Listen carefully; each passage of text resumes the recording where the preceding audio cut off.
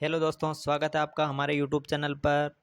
चतुर्थ श्रेणी भर्ती परीक्षा 2025 के लिए हम रोजाना प्रश्नों की सीरीज लेकर आते हैं। बहुत ही अति महत्वपूर्ण प्रश्न उसमें हम लेकर आते हैं, जिसमें आज हम लेकर आए हैं राजस्थान के बहुत ही महत्वपूर्ण प्रश्न।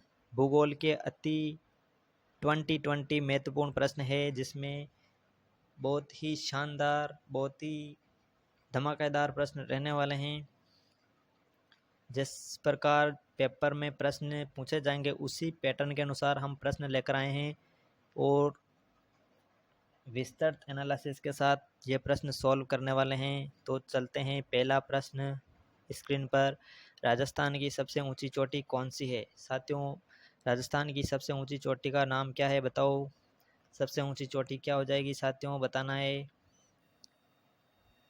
सबसे ऊंची चोटी का नाम बताना है। साथियों क्या हो जाएगी? गुरु शिखर। साथियों सबसे ऊंची चोटी है गुरु शिखर। और गुरु शिखर की ऊंचाई की बात करें हम तो 1722 मीटर इसकी ऊंचाई होती है। 1722 मीटर ऊंची चोटी है गुरु शिखर। गुरु शिखर की ऊंचाई 1722 मीटर है और ये राजस्थान की सबसे ऊंची चोटी है।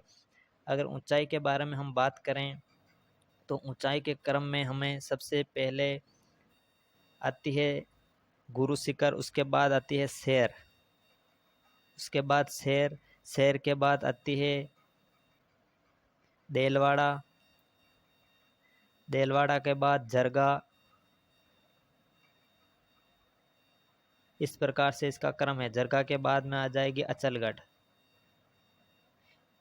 अचलगढ़। इस प्रकार इनकी ऊंचाइयों का क्रम है। सबसे ऊंची चोटी गुरु शिखर है, उसके बाद शेर है, उसके बाद देलवाड़ा है, उसके बाद जरगा है, उसके बाद अचलगढ़। इस प्रकार इसका क्रम एग्जाम्स में पूछा गया है, तो आप इसको ध्यान में रखकर ज़रूर इसका रिवाइज करें। धन्यवाद। अगला प्रश्न लेकर चलते हैं स्क्रीन पर। अरावली पर्वतमाला किस दिशा में फैली हुई है? अरावली दिशा किस दिशा में फैली हुई है? साथियों अरावली पर्वतमाला,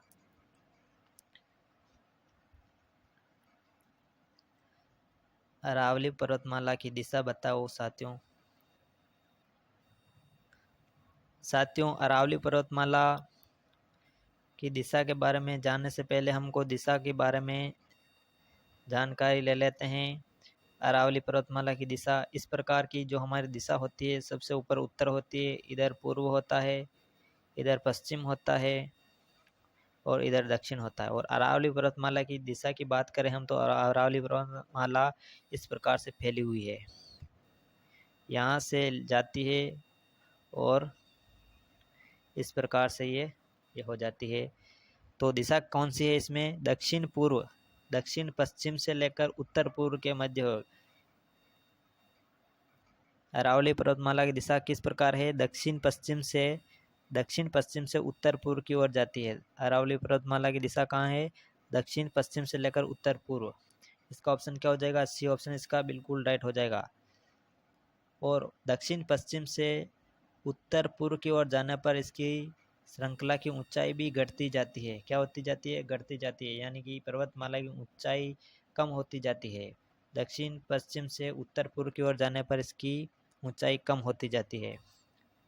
बहुत ही अगला प्रश्न है साथियों, राजस्थान की सबसे बड़ी नदी कौन सी है? सबसे बड़ी नदी पूछा है साथियों। चंबल होगा, माही होगा, लूनी होगा या बनास होगा। तो सबसे बड़ी नदी है जो कौन सी है? कौन सी है साथियों? बनास नदी है जो सबसे लंबी नदी है। सबसे बड़ी नदी, सबसे बड़ी नदी कौन सी है? बनास। सबसे बड़ी नदी है जो बनास नदी है। बनास नदी का उद्गम पूछे तो खमनोर की पहाड़ियाँ है। कहाँ से है? खमनोर की पहाड़ियाँ, राजसमंद। खमनोर है राजसमंद, जहाँ से इसका उद्गम होता है। खमनोर की पहाड़ियाँ, राजसमंद से इसका उद्गम होता है। बनास की सहायक नदियाँ मुख्यतः है खारी, डाई, बेड़च और मेनाल। ये मुख्यतः इसकी सहायक नदियाँ हैं, तो ये आपको ध्यान में रखना है। चलते हैं अगले प्रश्न। अगले प्रश्न पर, इंदिरा गांधी नहर का प्रारंभिक बिंदु है। साथियों इंदिरा गांधी नहर का प्रारंभिक बिंदु बताना है आपको। इंदिरा गांधी नहर का प्रारंभिक बिंदु कहाँ है? इंदिरा गांधी नहर का प्रारंभिक बिंदु साथियों हरिके बैराज है। हरिके बैराज बना हुआ है पंजाब में हरिका बैराज बांध है जहाँ से इंदिरा गांधी नहर का उद्गम होता है। पंजाब में हरिका बैराज बांध बना हुआ है जहाँ से इसका उद्गम है इंदिरा गांधी नहर का। तो बहुत ही अच्छा प्रश्न था साथियों। अगला प्रश्न है, राजस्थान में सबसे कम वर्षा किस जिले में होती है? सबसे कम वर्षा किस जिले में होती है साथियों? सबसे कम वर्षा सभी को पता है किस जिले में होती है? तो साथियों कहाँ होती है? जैसलमेर में। जैसलमेर में सबसे कम वर्षा होती है। और सबसे शुष्कतम स्थान पूछते तो कौन सा होगा? फलोदी। सबसे शुष्कतम स्थान है जो फलोदी है वो जोधपुर में है।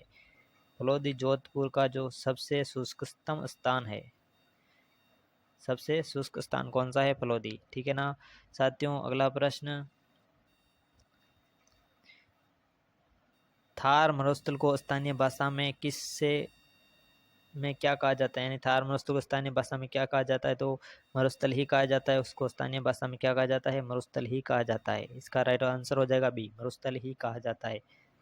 साथियों अगला प्रश्न लेते हैं,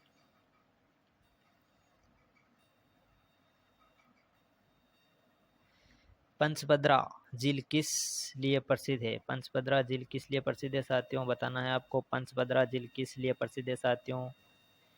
पंचभद्रा झील है जो नमक उत्पादन के लिए प्रसिद्ध है साथियों। किसके लिए प्रसिद्ध है साथियों? नमक के लिए। किसके लिए साथियों? नमक उत्पादन के लिए पंचभद्रा झील प्रसिद्ध है। अगला प्रश्न लेते हैं साथियों, माही नदी का उद्गम स्थल कहाँ है? माही नदी का उद्गम स्थल बताना है साथियों। माही नदी कहाँ से उद्गम होता है इसका? तो बताओ साथियों, माही नदी का उद्गम स्थल कहाँ है साथियों? कहाँ हो जाएगा साथियों? मध्य प्रदेश। कहाँ होगा साथियों? मध्य प्रदेश। माही नदी का उद्गम स्थल कहाँ होगा साथियों? मध्य प्रदेश। अच्छा ये बताओ, माही नदी राजस्थान में कहाँ से प्रवेश करती है? माही नदी राजस्थान में कहाँ से प्रवेश करती है? कहाँ से प्रवेश करती है? माही नदी खांदू गांव बांसवाड़ा। खांदू गांव बांसवाड़ा है। खांदू गांव है एक, बांसवाड़ा में है, जहाँ से राजस्थान में प्रवेश करती है। कहाँ से? खांदू गांव बांसवाड़ा में राजस्थान से प्रवेश करती है। साथियों माही नदी का हम बात करें तो यह नदी है जो कर्क रेखा को कितनी बार काटती है साथियों? कर्क रेखा को 2 बार काटती है। कितनी बार काटती है साथियों? कर्क रेखा को 2 बार काटती है। कितनी बार? 2 बार काटती है। 2 बार साथियों काटती है। और इसका आकार कैसा है? उल्टे यू के समान आकार है ऐसा। यहाँ से इस प्रकार से प्रवेश करती है और फिर ये गुजरात में चली जाती है। तो साथियों यह था माही नदी के बारे में। अगला प्रश्न लेते हैं हम, राजस्थान का कौन सा जिला मरुस्थलीय कृषि अनुसंधान केंद्र के लिए प्रसिद्ध है? कौन सा जिला है जो मरुस्थलीय कृषि अनुसंधान केंद्र के लिए प्रसिद्ध है साथियों? तो इसका राइट आंसर क्या हो जाएगा साथियों? जोधपुर। जोधपुर इसका राइट आंसर हो जाएगा। और बताओ काजरी और आफरी कहाँ पर है साथियों? काजरी और आफरी ये दोनों केंद्र भी कहाँ पर है साथियों? जोधपुर में है। कहाँ पर है साथियों? जोधपुर में है। तो इसका राइट आंसर हो जाएगा जोधपुर। इसका बिल्कुल राइट आंसर हो जाएगा। बीकानेर का टिब्बा प्रदेश किस क्षेत्र को कहा जाता है? 10वां प्रश्न है हमारा, बीकानेर का टिब्बा प्रदेश किस क्षेत्र को कहा जाता है साथियों? जिस प्रकार से नाम है बीकानेर, बीकानेर किस क्षेत्र में है हमारा? बीकानेर पश्चिम क्षेत्र में है, उत्तर पश्चिम में है ना बीकानेर, उत्तर पश्चिम में। तो ये इसका क्षेत्र क्या हो जाएगा? उत्तर पश्चिमी राजस्थान। क्या हो जाएगा? उत्तर पश्चिमी राजस्थान। इसका सी आंसर बिल्कुल राइट आंसर हो जाएगा। अगला प्रश्न लेते हैं साथियों, 11वां प्रश्न है साथियों, राजस्थान में कर्क रेखा किस जिले को पार करती है? कर्क रेखा है जो किस जिले को पार करती है साथियों? कर्क रेखा की बात करें हम तो कर्क रेखा है जो राजस्थान के 2 जिलों से होकर गुजरती है। कितने जिलों से? 2 जिलों से होकर गुजरती है। कौन कौन से? डूंगरपुर और बांसवाड़ा। डूंगरपुर और बांसवाड़ा 2 जिलों से होकर गुजरती है। कर्क रेखा 23.5 डिग्री रेखा को कर्क रेखा कहते हैं। 23.5 डिग्री रेखा को क्या कहते हैं? कर्क रेखा कहते हैं। देशांतरी रेखा होती है ये। 23.5 डिग्री देशांतरी रेखा को कर्क रेखा कहते हैं। और ये 2 जिलों से हमारे राजस्थान में होकर गुजरती है, डूंगरपुर और बांसवाड़ा।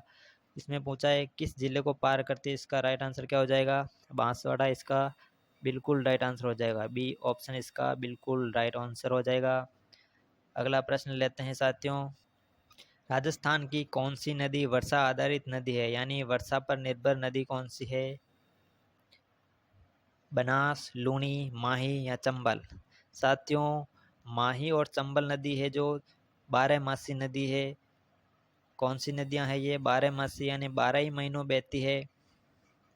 12 मासी नदियां हैं ये,